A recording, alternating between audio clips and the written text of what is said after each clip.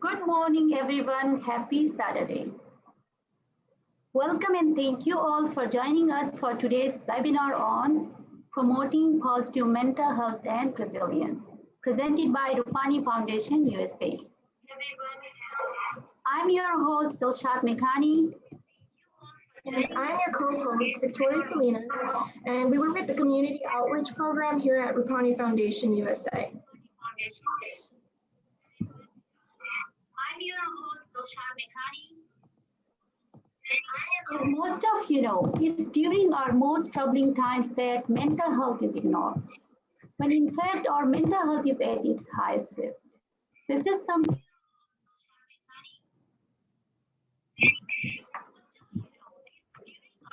troubling times that mental health is ignored. When in fact, our mental health is 2020 was a challenging year for us all. Here at Rupani Foundation, we believe it is crucial for us all to focus on our mental health as much as possible. 2021 should be filled with positivity, love, and gratitude. For this, Rupani Foundation has invited you to our first mental health webinar in order to help nurture your minds and help you continue the year on a positive path.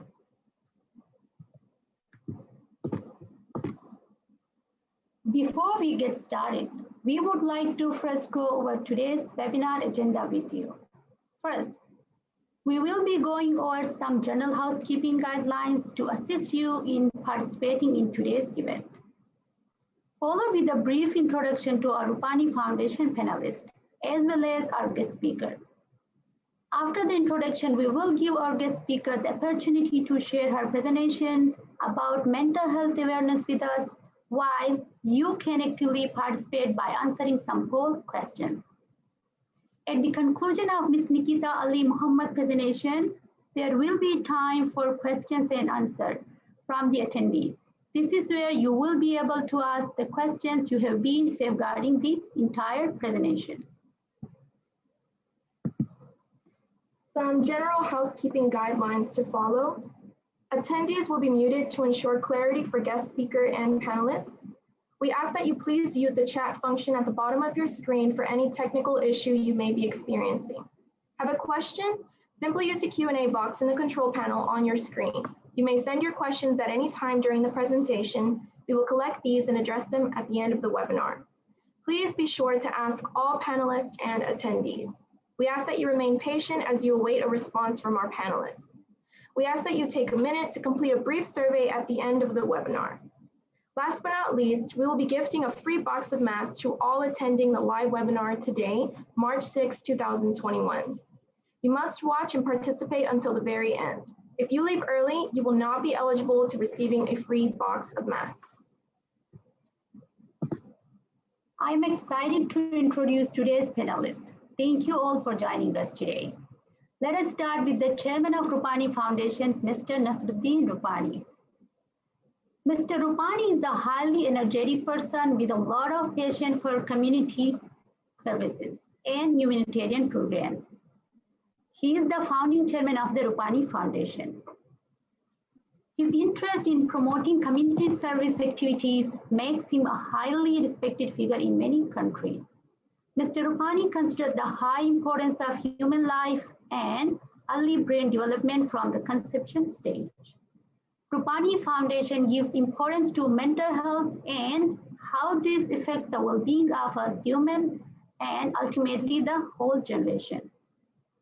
We highly appreciate your commitment to serve the community, and real social services can be learned from this great community leader, Mr. Nasruddin Robani. Thank you very much for making the difference.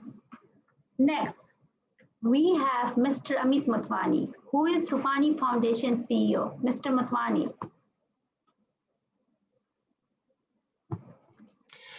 Thank you, Dilshad, for that introduction. And also thank you to Ms.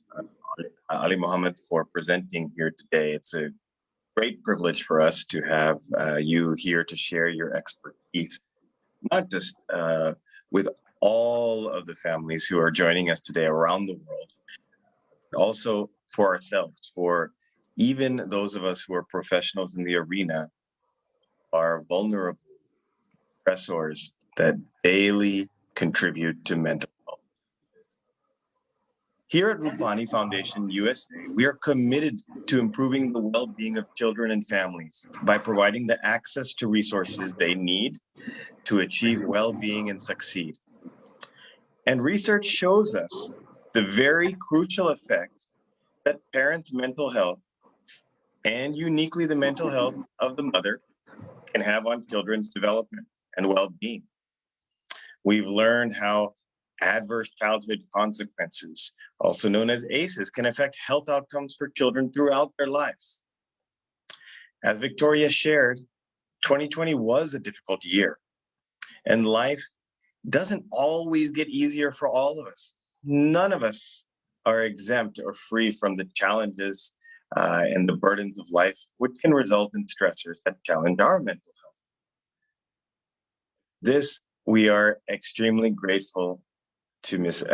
Nikita Ali Muhammad for sharing her expertise with us here, especially for the parents and expectant mothers who can gain knowledge to improve our resilience, our flexibility, our ability to manage these challenges so that we can insulate ourselves and our future generations from the negative outcomes that can come from negative health challenges, and make sure that our future generation is well equipped to manage the stressors so that they can succeed and thrive. I will finally like to thank Mr. Rupani, our board chair and very well-known philanthropist who is so driven to ensure the well-being of families all around the world, and will stop almost at no cost or barrier to ensure that we improve the access of resources that can help that happen. With that said, back to you, Dilshad. I'm glad to join the Rupani Foundation as CEO and look forward to 10 more webinars this year at minimum. And so we can all look forward to that too. Thank you very much. Thank you, Mr. Matwani.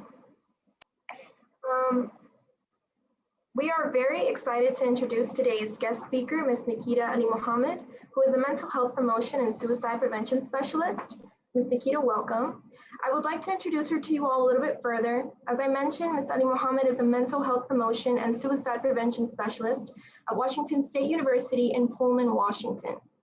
Prior to joining the university in 2017, Nikita earned her bachelor's degree in health sciences, administration and management from California State University, East Bay, and her master's degree in public health from San Diego State. Nikita is a firm believer in holistic wellness, has a mental health first aid instructor since 2018, is a certified health education specialist, and enjoys working both one-on-one and in groups with young adults to help them develop coping and resiliency skills, along with general life skills such as stress management and time management. We're very grateful to have her here with us today, sharing her knowledge about mental health awareness. And before I turn it over to her, I would like for you all to answer a quick poll question that pops up on your screen. And for our first poll, please rate your current stress level. I will give you just a minute to click on the response that best relates to your current stress level.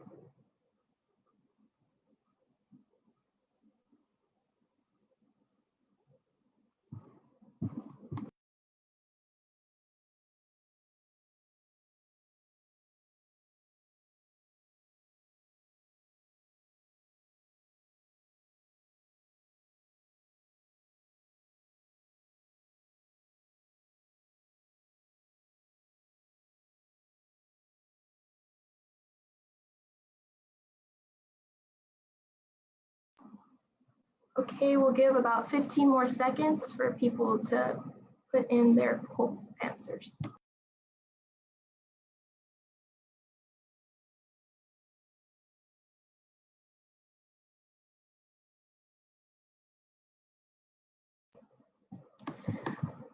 Okay, I'm going to go ahead and end the poll.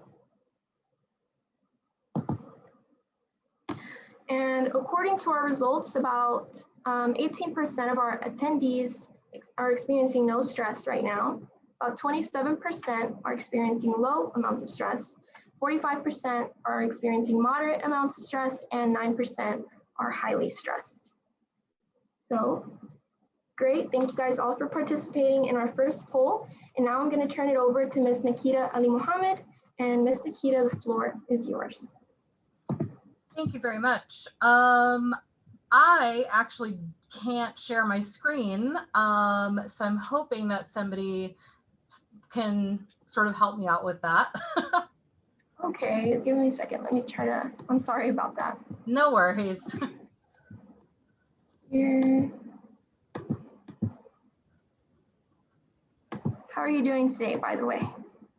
I'm well, super excited to be here to talk to all these families about, you know, some great topics today. Good. Okay.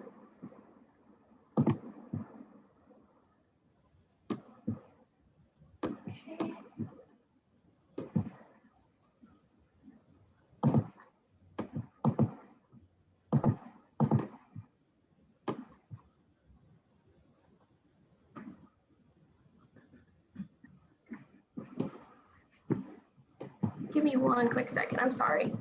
Yeah, no worries. It may be that I need to be made like a co-host, but I'm not 100% sure.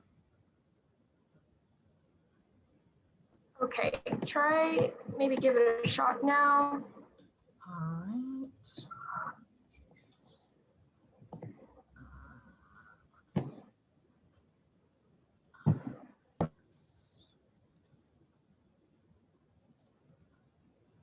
All right. Are you able to see my screen now? Yes, thank you. Perfect. That's awesome. Perfect. All right.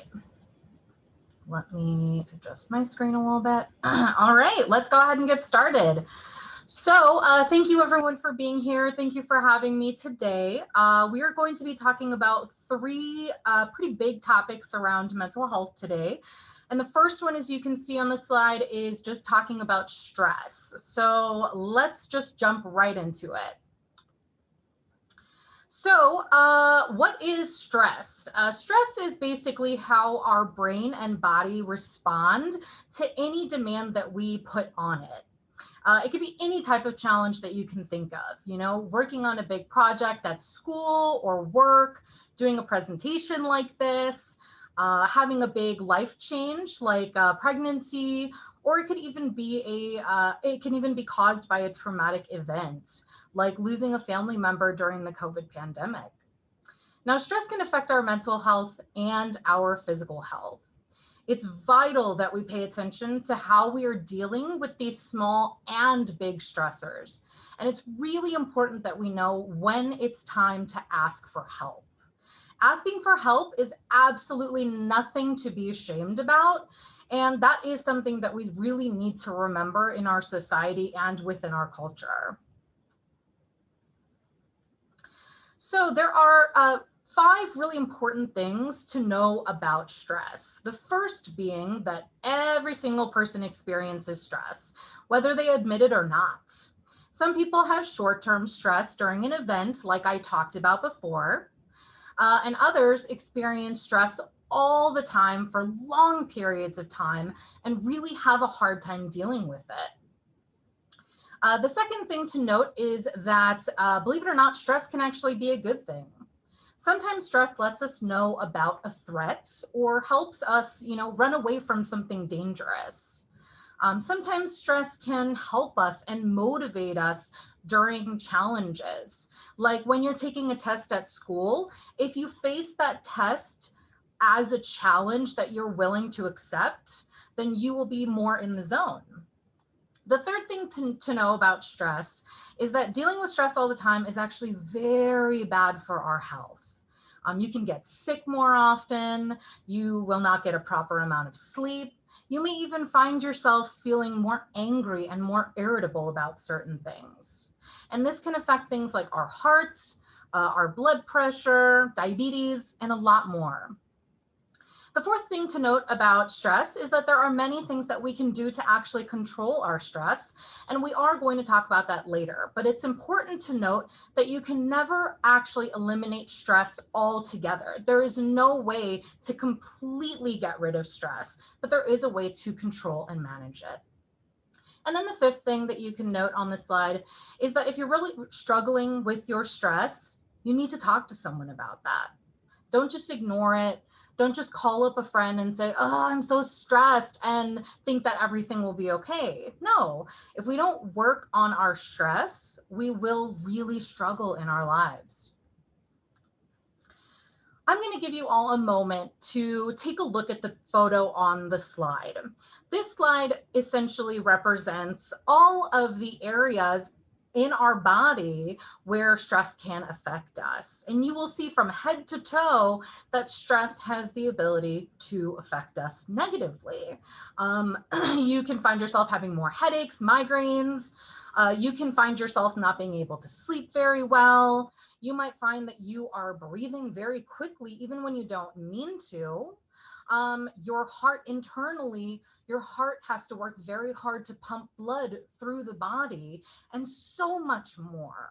So take a look at that for a moment.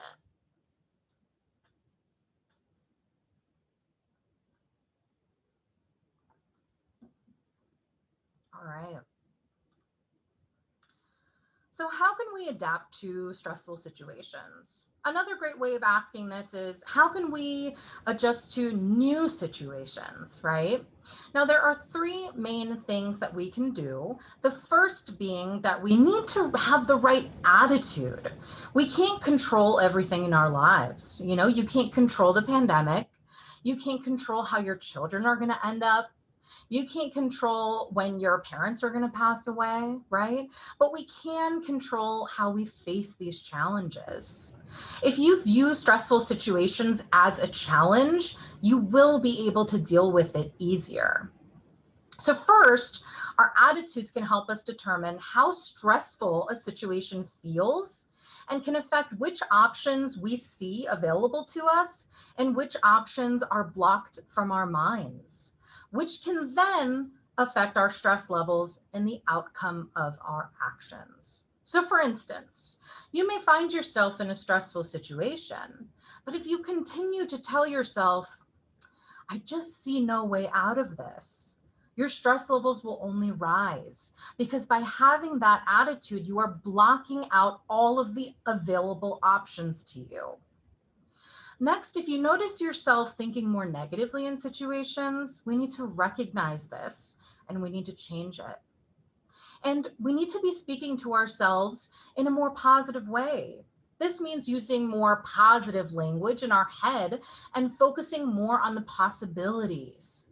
It means more than just looking on the bright side. How often have people told us during hard times, just look on the bright side, look at all the things that you have. But that doesn't help. Always imagine how you would speak to someone else when they are having a hard time. And if someone called me and told me that they were having a hard time, I would be kind, I would be empathetic. So why is it so difficult for us to speak to ourselves that way? When adjusting to a new situation, remember that there are things that we can control and things that we can't control. As I said on the previous slide, a great example is this pandemic that we're all living in. But there may be things that we can do to help our stress. So first, we need to ask ourselves, what small adjustments can we make to lower our stress? We can wake up 10 minutes earlier and meditate maybe. We can slowly drink a glass of water after breakfast. And while we're drinking that glass of water, just focus on nothing but your breathing. We can take a 10-minute walk after dinner. I know a lot of people do that. We need to focus on the small things we can change, because when it comes to stress, it doesn't have to be a really big change in your life. Next, we need to think about what is stressing us out every single day and what can we do about that? If you let the little things keep stressing you out every day, eventually that might blow up into something really big.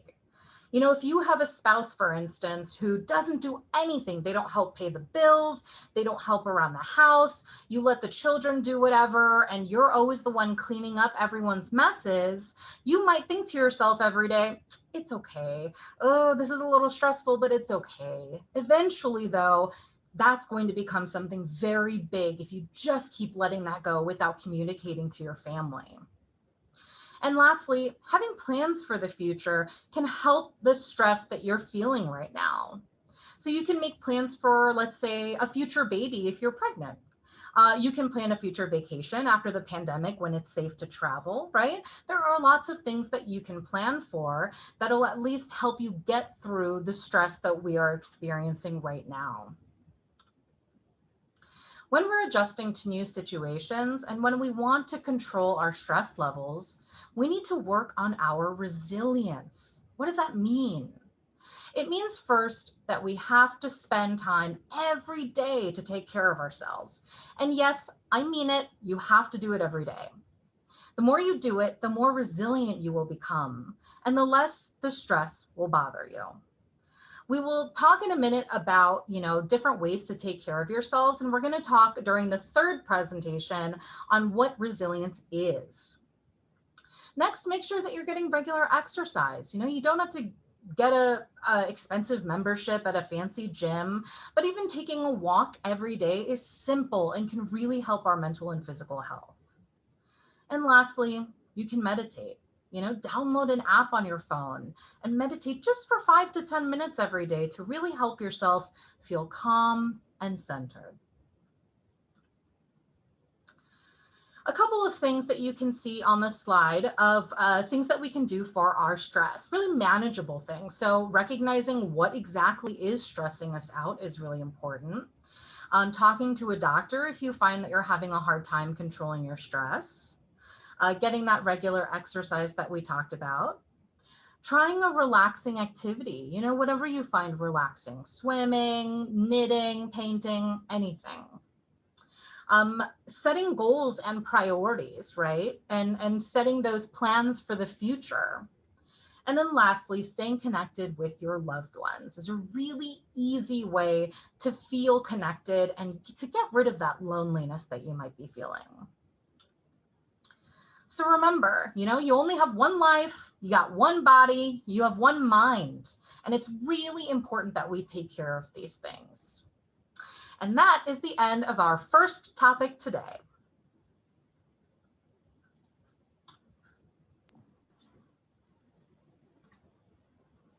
Thank you, Ms. Nikita. Again, if you have any questions, you may ask them at any point during the presentation in the Q&A. Question will be answered at the end of this webinar.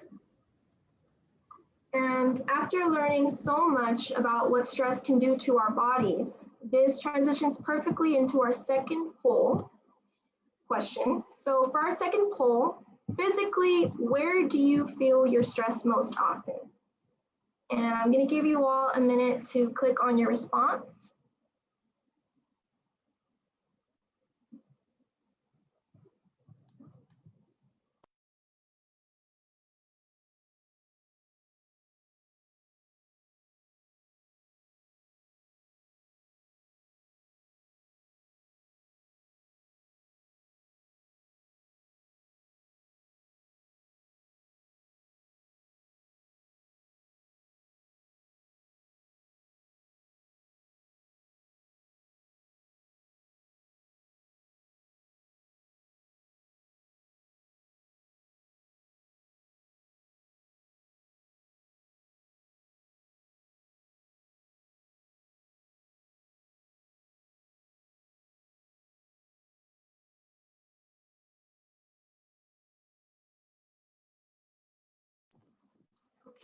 It looks like we have most of our answers in, maybe like 10 more seconds.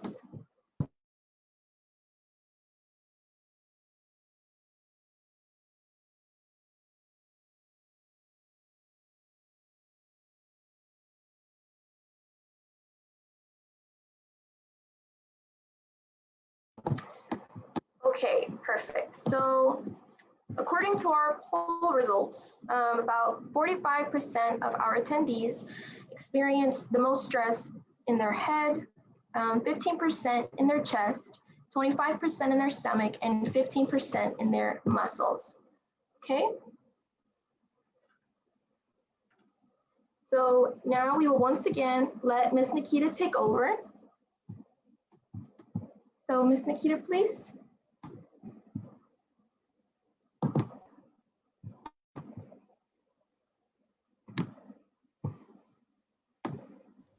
All right, hopefully you can all see that.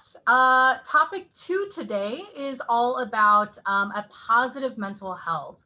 What is a positive mental health and how can we really foster one and continue to build on that every single day?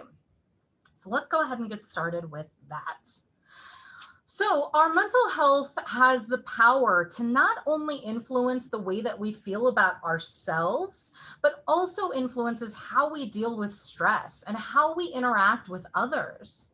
So just think for a moment. If your mental health is suffering, you're not going to feel good about yourself, and the quality of your life can really suffer because of that. Having a positive mental health doesn't mean ignoring your problems because they're not going to go away. That is very unhealthy, and we have to stop doing that. It's all about feeling like you have a purpose, feeling satisfied with your life, having good relationships with those around you, and doing what you want to do in life. But it doesn't mean ignoring your problems, and it doesn't mean just not accepting the fact that maybe you need to seek help. So a couple of things on this slide you can see. Why is positive mental health important? For one, research has shown us that practicing having a positive mental health every day can reduce your likelihood of developing depression and other chronic illnesses. It also makes you more open-minded, makes you try new things that maybe you wouldn't have tried before. It also makes you more willing to open up to others, more willing to share your feelings and your emotions, which is really helpful. And of course, it helps us build a strong resilience so that we can easily bounce back during troubling times. Having a positive mental health really allows us to enjoy all the activities we want to participate in. It doesn't mean that we're never going to be sad. It doesn't mean that we're never going to go through really hard times. But people with a positive mental health will be able to come back more easily from those hard times. And that's what we call mental resilience. So having a mental resilience means that you're going to have those tools you need to deal with hard times, with trauma, and with stress. Now, you may not believe it or not, but our physical health and our mental health are directly related to one another. And this is why I keep saying, we can't ignore our mental health because then we will have a hard time. We may suffer. And this is why, we hear phrases like healthy mind, healthy body. If you're not taking care of your body, you cannot have a positive mental health. For example, it's very hard to feel good about yourself if you feel dirty, if you feel unwashed, if you've had nothing to eat, right? When you are taking care of yourself, there are some vital things you need to do. The first being, make sure that you're eating nutritious meals. Make sure that all your meals include certain food groups like the proteins, carbohydrates, fruits, vegetables, healthy fats, right? What we eat really has a big impact on our health, mentally and physically. Our brains need certain vitamins and nutrients to stay healthy. So just remember it like this. Whatever's good for you physically is going to be good for you mentally.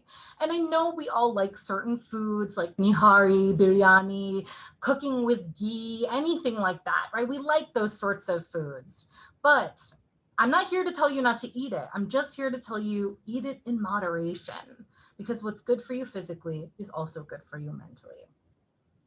A couple other things you can do, engage in hygiene practices. This means washing yourself, washing your clothes, cleaning your home regularly, drinking water, right? In order to avoid any dehydration. I want to make sure that you all understand we need to avoid stimulants. And examples of stimulants are like caffeine, for example. We need to also avoid things like alcohol that can really negatively affect our mood. And avoid any harmful activities like smoking, right? They're not, remember what I said, whatever you're putting into your body physically, if it's good for you, it is good for you up here. But if it's bad for your body, it will also affect your mind. And the most important one that I also bolded as well is that we need to make sure we are getting good quality sleep. I can't emphasize this enough. Healthy adults need about 8 hours at least of good quality sleep. And I know some of you may think, oh, well, I'm okay after 6 hours. No, you are not the exception to the rule. All healthy adults need at least 8 hours of sleep. So we're social creatures, right? Human beings, we crave comfort, and sometimes we love attention from people. You know, even if you consider yourself an introvert and you really like staying home away from people, we do enjoy the company of other people, especially during the pandemic. This is really hard because we can't be around all the same people. And again, whether we realize it or not, it is affecting our mental health. So what this means is that during this time, we really need to work harder on building that social connection with our friends and family. And you can do this in so many different ways. For instance, if you have an iPhone, you can use FaceTime, right? If you and the other person have an iPhone. If you don't, you can use things like WhatsApp. You can use Facebook Messenger. You know, WhatsApp is very good for people outside of the United States. It's a very popular way to communicate. And all of this is really great for keeping strong, long-distance relationships with those you care about. Having a chat with a friend or a close family member also gives you that opportunity to really air out any concerns or worries that may be bringing you down. Let's say, for example, that my own mother was got in a fight with her mother in Pakistan, right? Just for instance. Now, if they didn't talk for a really long time, imagine how much they would both be struggling, and imagine how hard that would be for their relationship. But now, because of things like WhatsApp and technology where they can talk to each other, they now have the opportunity to explain why are they so upset and really air out those grievances so that they can feel better about it. Also, social connection means getting help and advice from people. Asking for help is not a sign of weakness, and I hope you all understand that. It's really a way to stay strong, if anything. It's really important that we encourage our friends and family to ask for help. Remember, everyone needs a little help from time to time. So when we do physical activity, you know, your brain releases chemicals called endorphins, which help to lift our mood and really give us energy. Regular exercise can help us sleep better and really feel more in tune with ourselves. And research has shown us that when it comes to things like depression and anxiety, exercise has a really great benefit for our physical and mental health. And don't think you need to be running miles or getting expensive memberships or anything like that. Just going for a short walk can really help. If you like being in a garden of some sort, you can work on your garden. If you like cooking, just dancing around to music while you're cooking in the kitchen. These are all ways that you can elevate your heart rate and really get a good workout.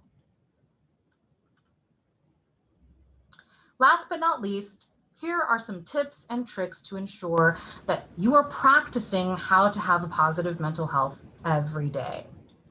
So first, be sure to talk about your feelings. I know that that may be really, really hard for some of you to hear, but telling someone that you are sad or you are upset can really take some of the sadness away. And sharing joy will just add more joy to the situation. Think about it like this.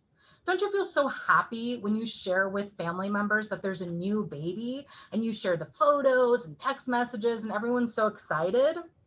But the same goes for when we're feeling sad. It takes some of the burden off of our shoulders when we share.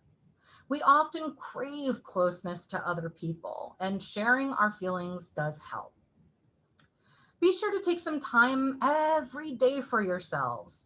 It could be as simple as just 5 minutes to yourself, or if you can, maybe a whole weekend to yourself, right? But I know everyone is not able to do that. And just try something new, right? Just that little 5 minutes can bring down your stress levels. Even a new environment can distract us from how bad we feel and really make us focus on something else. It's perfectly okay to be selfish every once in a while. And I know some of you need to hear that. For example, if I received some bad criticism from my boss on Zoom and I'm at home, maybe I'll go take a walk for 5 to 10 minutes because it's really stressing me out what my boss said.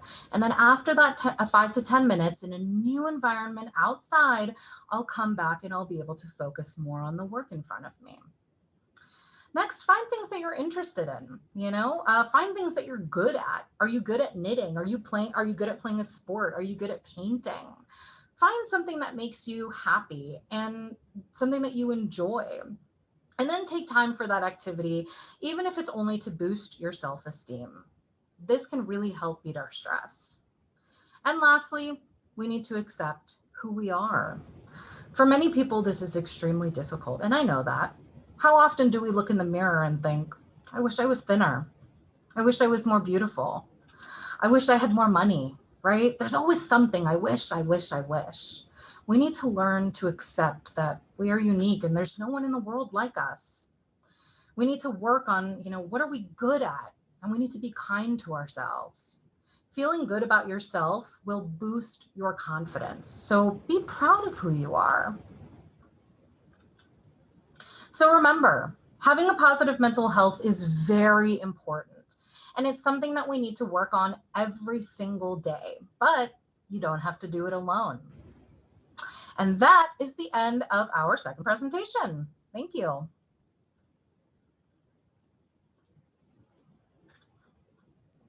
Okay. Thank you again, Ms. Nikita, for that very valuable information. Okay, so for our next poll, we want to ask, let me pull up really quick.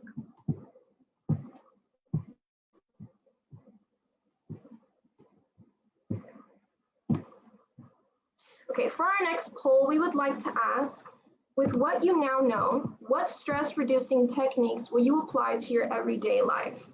Will you be eating healthier and more nutritious meals, exercise regularly, talk about your feelings more, or get help and receive advice? And please give us a moment to collect all of your responses. Maybe a good 40 more seconds.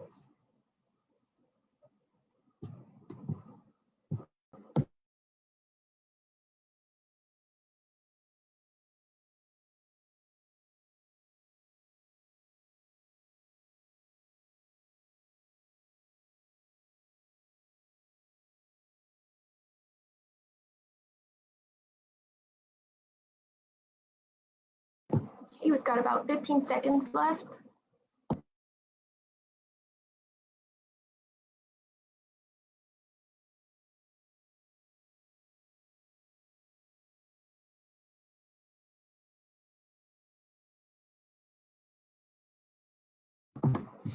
Great, thank you everyone for participating.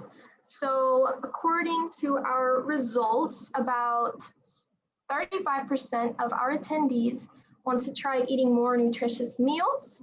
About 70% of our attendees want to exercise regularly.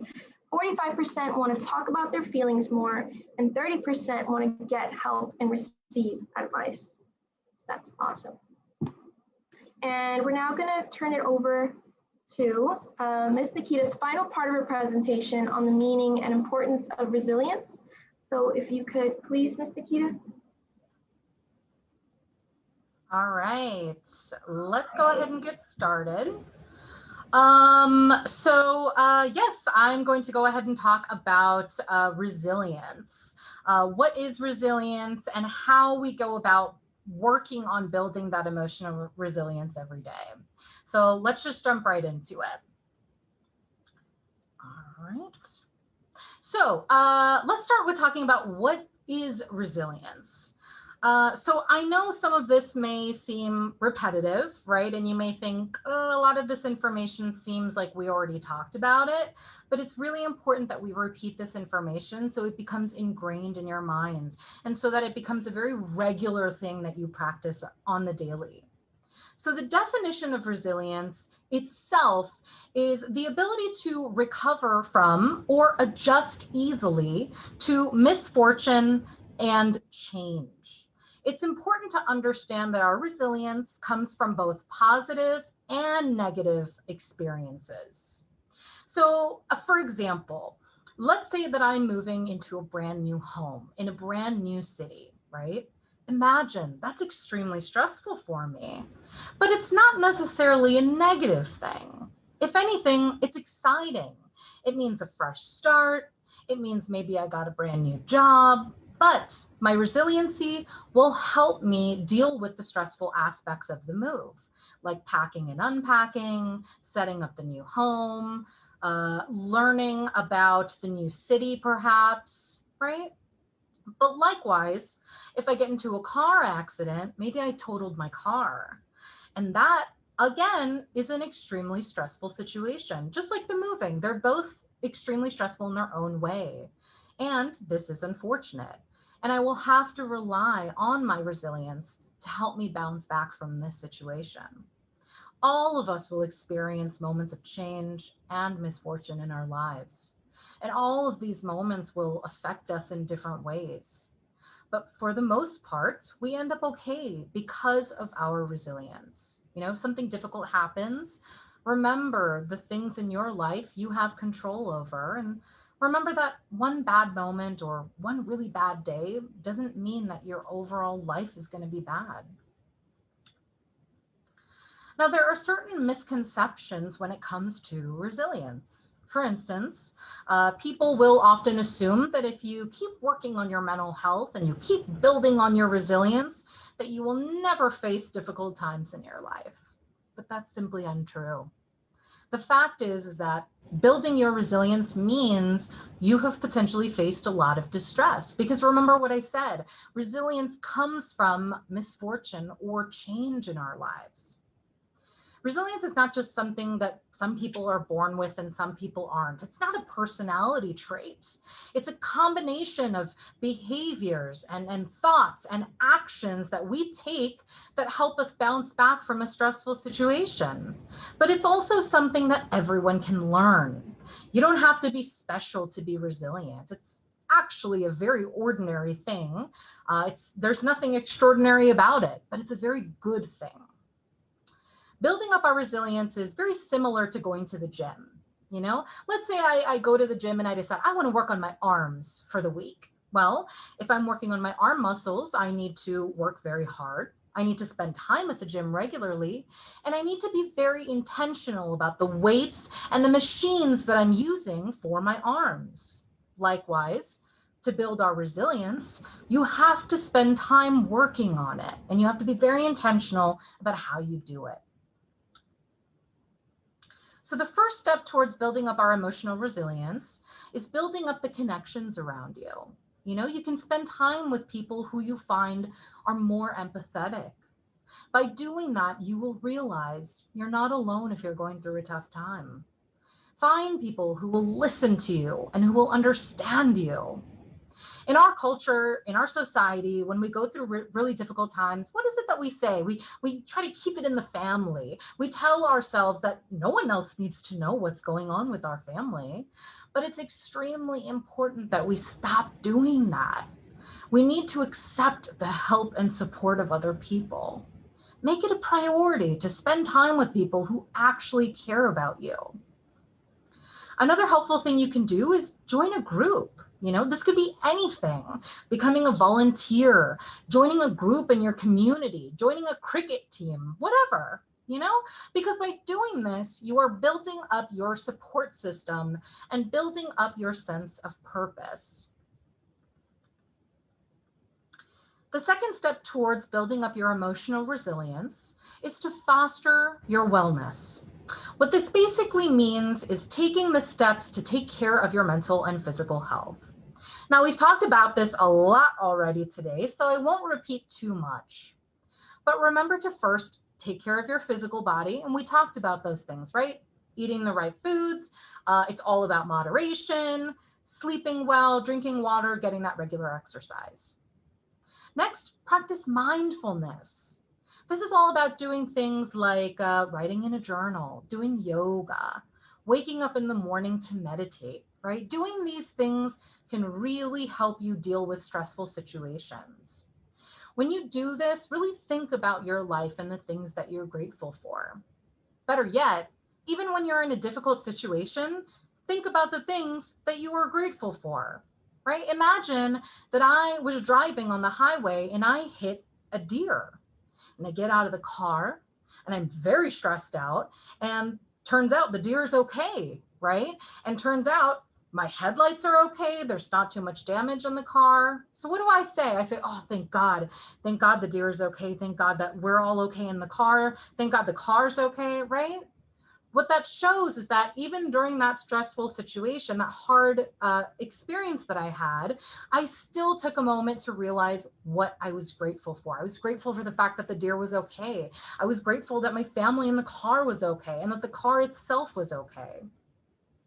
And lastly, it may be tempting to use alcohol and other drugs, to get rid of the stress, but I urge you to stay away from these things. Remember that we are working on managing our stress. We aren't trying to temporarily get rid of the stress because A, that's extremely unhealthy, and B, it is impossible to completely get rid of our stress. So the question is, how do we effectively manage it?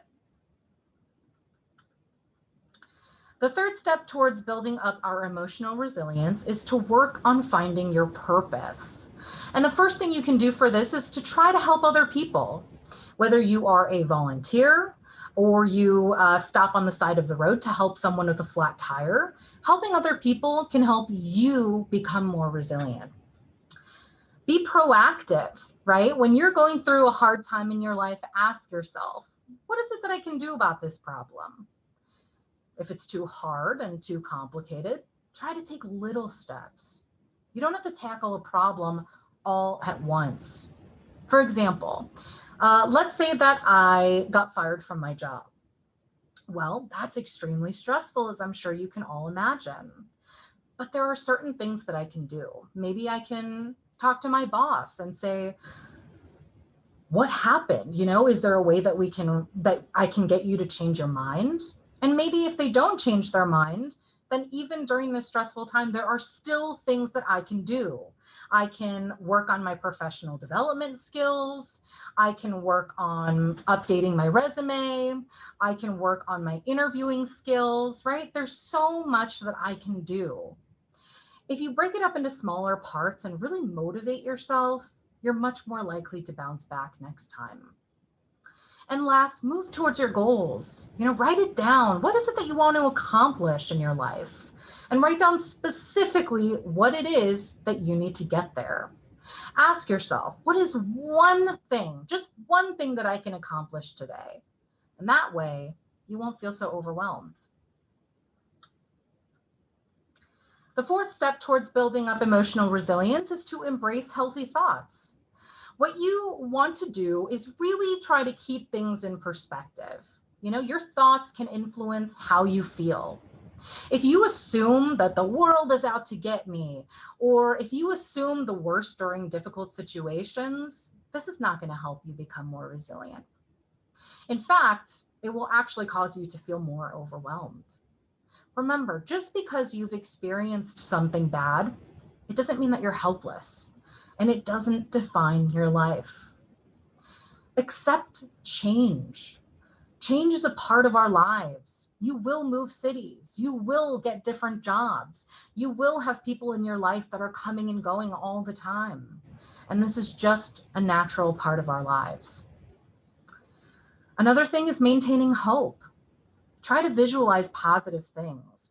Try to imagine that things will end up okay for you during a situation instead of constantly worrying all the time.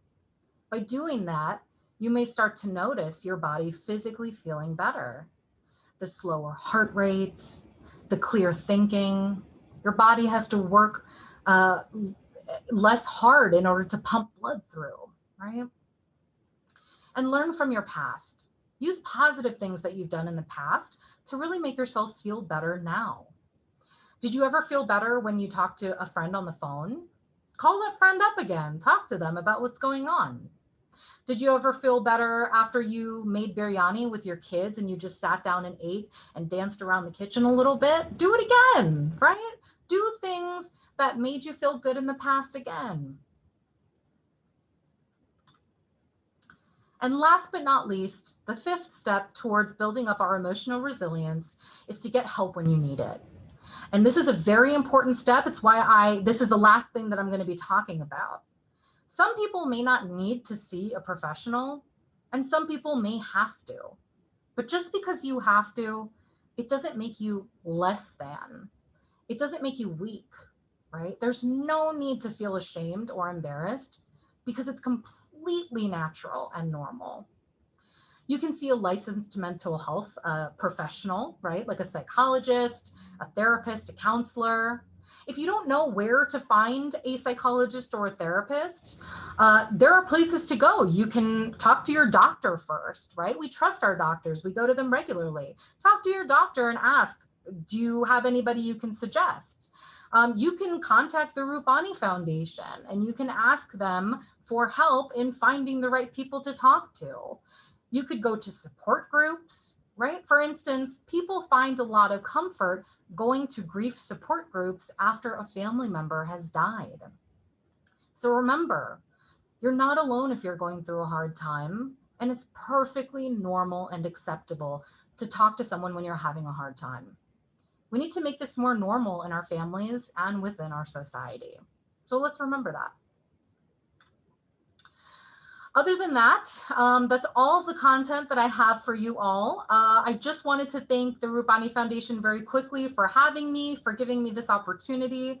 I hope that everyone on this call took at least one thing away from this webinar. If you did that, then I did my job.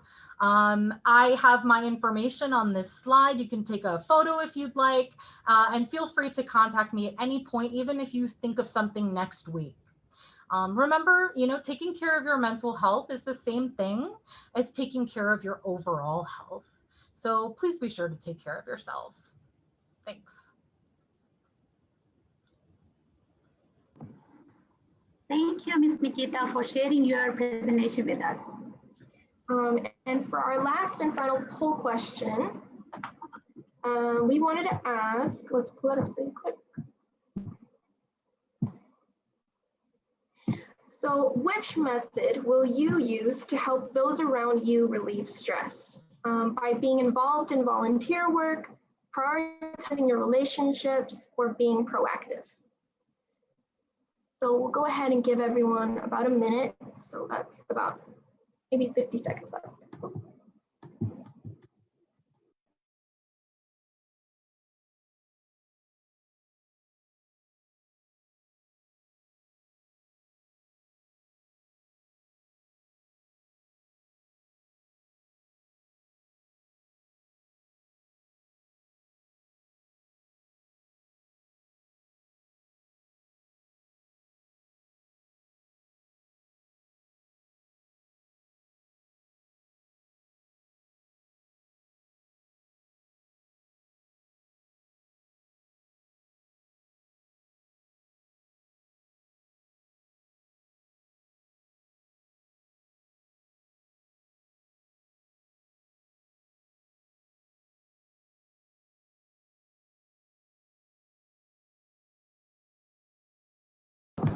Okay, I'm gonna go ahead and close the poll and share the results with you all. So as we can see, give it a second. So as we can see, about 38% of our attendees will be using volunteer work to help those around them relieve stress. About 52% will be prioritizing their relationships, and about 10% be proactive. So thank you guys for participating. And we will now open the floor for everyone's questions. Go ahead and share my screen with you guys. And go to our Q&A. So we got a lot of good questions from people, and we're gonna go ahead and read them for you, Ms. Nikita, so you can offer some answers for our attendees. Okay, luckily we've gotten so many great questions from our attendees. So I'm going to read them aloud for Ms. Nikita to get you all some answers. Okay, we have a question. Do you have any recommendations for meditation mantras? Nikita. That is a good question. I don't have anything off of the top of my head. Normally when I am meditating, I will use certain apps, like phone apps. There's one that I use called Calm. There is something called Headspace. Anything is free on YouTube. And so I don't necessarily have a mantra per se, because I think mantras for meditation are very personal. So it's sort of one of those things that you have to find that best works for you. But I would at least use all of the things that I suggested to access really great meditation, different meditation tools. So yeah. Okay, thank you. We have another question. Can stress cause intestinal disorders? If so, what are the potential cures? Smallest inconsequential events trigger these events for me. Is there any correlation between genetic inheritance and stress? What does research show between genetic and stress? Sorry for so many questions. No worries at all. These are all very important questions. So for the questions regarding like stress triggering anything intestinal, I would highly suggest that you talk to your doctor about that. Because I would not know about that necessarily. But I can say that when it comes to genetics, it's possible that certain things like stress and trauma can be passed down from generation to generation, actually. And so, yes, to answer your question, is there some sort of correlation? There is, in fact, a correlation between the two. But again, when it comes to stress being a trigger for like physical disorders or anything like that, I would suggest talking to your physician about that. Awesome. So thank you, Ms. Nikita. Looks like we're running out of time, so I think we'll answer just 2 more questions here, if that's okay with you. Perfect. Okay, so we have a question that says, what does research show about gender differences in dealing with stress? Because males may not be so open to seeking help or sharing their feelings. That is accurate, actually. Folks who identify as males, they are not 100% open with talking about that. And I sometimes think that that is more of a societal thing. There really is no difference. However, society from birth has been telling men that they should not be talking about their emotions, that they shouldn't be talking about their feelings.